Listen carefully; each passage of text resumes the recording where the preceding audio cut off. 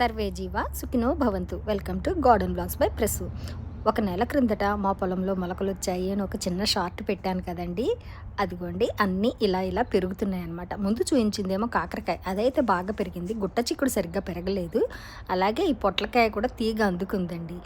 అలాగే సొరకాయ కూడా పెరిగింది, బట్ కానీ అంత బాగా రాలేదు.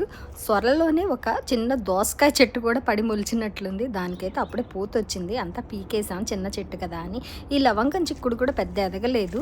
వంకాయలు అయితే ఇప్పుడే వస్తున్నాయి అన్నమాట. వంగ చెట్లు చూడాలి ఎప్పుడు పెరిగి కాయలు కాస్తాయి అనేది. మా గోంగూర కూడా ఒక జానెడైతే పెరిగిందండి.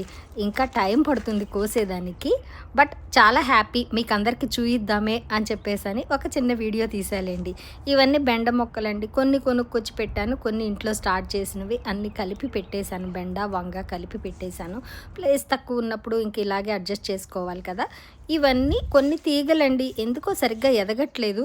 మొన్ననే ఆర్గానిక్ కంపోస్ట్ ఇంట్లో చేసింది వేశాను, చూడాలి ఎలా ఎదుగుతాయి అనేసని.